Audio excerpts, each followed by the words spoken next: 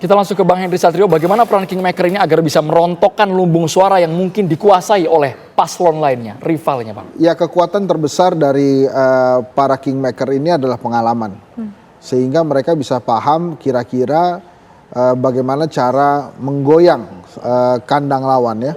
Tapi memang kesulitan utama mereka adalah zaman berganti juga gitu ya. Mungkin pada saat mereka berjaya anak mudanya nggak sebanyak sekarang. Maka menurut saya ya mereka juga perlu belajar. Tapi Mbak Tisa, Mas Andro, ada satu kampanye yang paling efektif untuk mendapatkan suara dan merontokkan suara, itu kampanye yang dilakukan oleh Pak Jokowi. Apa itu? Mengunjungi masyarakat. Nah, sampai hari ini memang di antara 3 paslon itu yang mengunjungi masyarakat saya catat baru Ganjar tuh. Sementara Pak Prabowo sekali-sekali, Mas Anies juga masih sekali-sekali. Jadi gini maksud saya, kalau ada acara misalnya Mas Anies bikin desak Anies gitu ya, kemudian Pak Prabowo juga misalnya acara yang kemarin tuh yang di istana Senayan ya, itu kan juga mengundang. Jadi mereka meminta pendukungnya untuk hadir ketemu mereka gitu. Sementara cara yang dilakukan oleh Pak Jokowi adalah ketemu. Jadi dia datengin si masyarakat yang nggak usah banyak-banyak, 3, 4, 5 asal viral, itu akhirnya membuat efek viral yang luar biasa gitu ya. Jadi menurut saya apa yang dilakukan oleh Pak Jokowi di 2014-2019 mestinya bisa ditiru nih oleh para capres hari ini. Nah, kembali lagi ke tadi apa yang bisa dilakukan oleh para Kingmaker itu, minimal mengobati rasa kerinduan. Pendukungnya Megawati Soekarno Putri begitu melihat sosok Megawati secara langsung itu akan berbeda pandangannya. Demikian juga dengan pendukungnya SBY yang selama ini yang didorong kan AHY terus. Mereka ada kerinduan pada saat SBY muncul gitu. Jadi pada saat mereka datang tentu saja akan mengubah konstelasi sedikit lah. Tapi bagaimana cara menghadapi atau merebut kandang, nah ini masing-masing punya cerita-cerita sendiri. Jawa Tengah digempurnya ya oleh orang Jawa Tengah juga ya melalui Pak Jokowi, melalui Mas Gibran, dan mereka sudah paham bagaimana karakteristik Jawa Tengah. Misalnya bagaimana merontokkan Banyumas yang merupakan kandangnya dari Banteng, atau misalnya Boyolali. Lewat mana? Apakah perlu lewat kepala desa atau perlu lewat pejabat-pejabat kepala daerah lainnya? Mereka sudah paham itu. Jadi memang pengalaman ini yang menjadi andalan si Kingmaker untuk bisa merebut suara dari kandang lawan. Nah, lagi-lagi saya ulangi bahwa tantangannya adalah zaman. Zamannya berbeda. Mungkin pada saat mereka menjadi Kingmaker atau 10 tahun yang lalu atau 5 tahun yang lalu, mungkin pemilih dari Gen Z-nya tidak banyak. Sekarang Gen Z-nya udah banyak tuh. Bisa jadi para Gen Z-nya juga nggak kenal siapa mereka gitu ya. Tapi minimal itu tadi, kerinduan itu penting untuk diobati dari para pendukung mereka yang sudah lama memang loyal kepada mereka. Oke, baik, sekarang saya ingin ke Prof. Burhan. Prof. Burhan, dari 3 Kingmaker yang namanya ada ini, yang mana sih Kingmaker yang paling kuat, yang mana sih yang paling mengena di hati masyarakat? Oke lah, kalau kita lihat dari tingkat kepuasan masyarakat, memang Presiden Joko Widodo tingkat kepuasannya sampai saat ini masih cukup tinggi. Tapi bagaimana dengan nama JK, dengan nama Megawati, sehingga bisa mempengaruhi para pemilih nanti untuk memilih jagoannya masing-masing?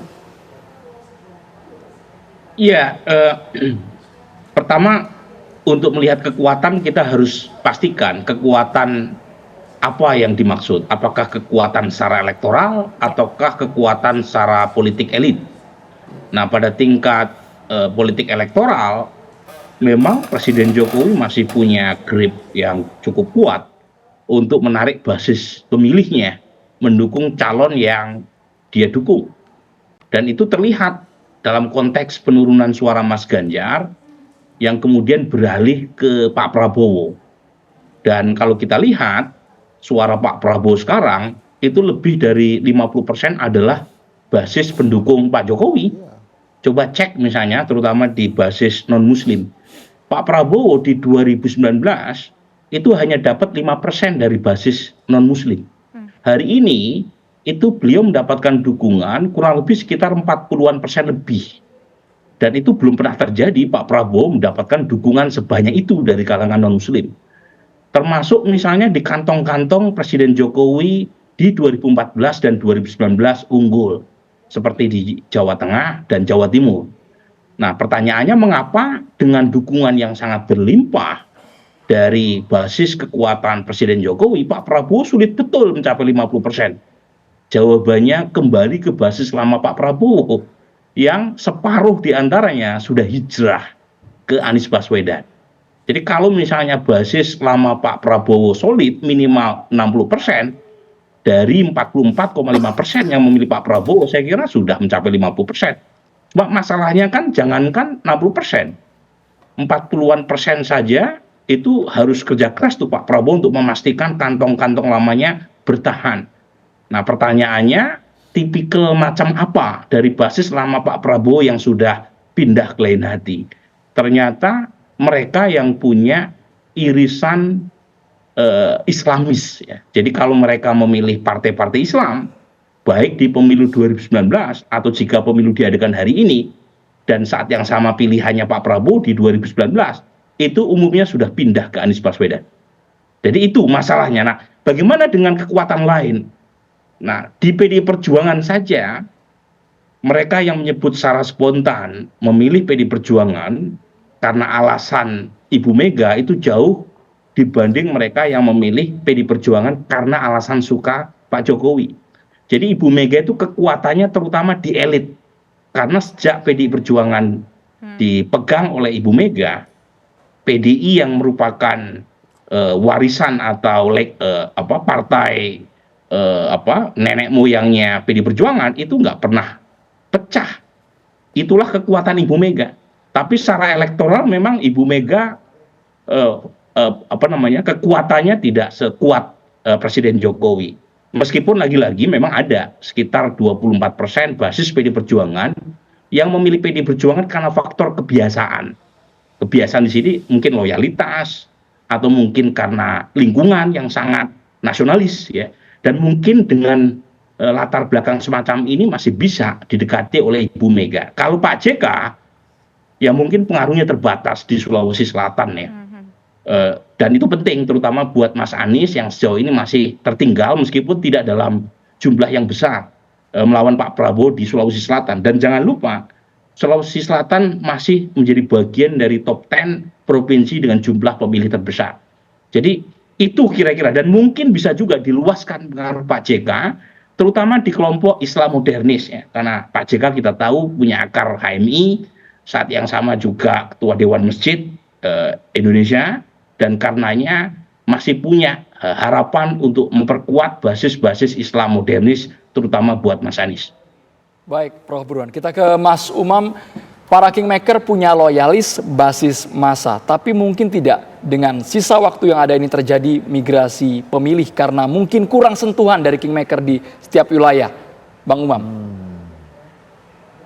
Ya, Mas Andro, saya pikir dalam konteks ruang politik yang memang masih bercorak patronase atau patron klien dalam konteks ini, memang memungkinkan, meskipun juga di saat yang sama harus juga dicatat bahwa stagnasi elektabilitas praktis dalam 1-2 bulan terakhir, memang salah satunya juga dipicu oleh terjadinya salah satunya misalnya tadi ada trade off elektabilitas yang memang karakternya sangat berbeda dibanding pilpres sebelumnya. Tetapi setidaknya memang masing-masing kingmaker dan juga queenmaker yang ada saat ini tentu diharapkan bisa melakukan konsolidasi basis pemilih loyal. Tapi di saat yang sama jangan sampai kemudian ruang gerak dari kingmaker dan queenmaker itu hanya bermain di level internal saja. Artinya echo chamber saja karena bermainnya di ranah yang sama. Nah, kalau misal kita merujuk pada hasil di Pilpres baik 2014, 2019 ada kecenderungan yang mirip, yang sama, di mana kalau misal di basis-basis wilayah dengan DPT yang tinggi, let's say seperti Jawa Timur, ada sekitar 7 juta suara yang tidak digunakan waktu itu. Kemudian Jawa Tengah ada sekitar 5-6 juta suara yang juga tidak tergarap secara optimal. Kemudian di Jawa Barat juga sama, ada sekitar 6-7 juta suara yang tidak digarap secara optimal. Artinya apa? Kalau misal kemudian memang bukan hanya queenmaker dan juga kingmaker, tetapi infrastruktur pemenangan paslon dan juga partai-partai yang menjadi pengusung dari masing-masing paslon harus melakukan kerja-kerja yang jauh lebih intens, terutama di 2 minggu terakhir ini. Karena kalau misal tidak, per hari ini tampaknya iman politik mereka sudah semakin kokoh, ruang potensi pergeseran juga semakin terbatas, potensi manuver juga semakin terbatas juga.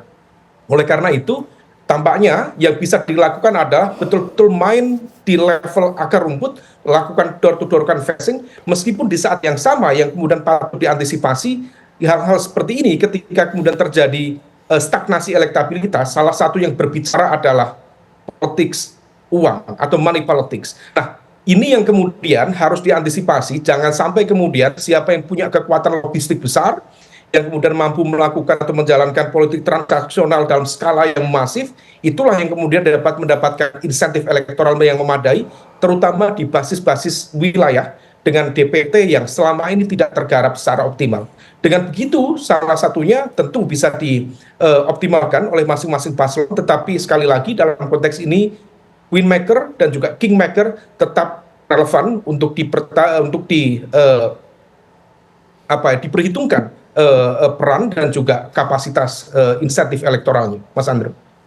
Baik, terima kasih Mas Umam, terima kasih Prof. Burhan, dan terima kasih juga Bang Henry Satrio sudah bergabung bersama kami di Kabar Petang.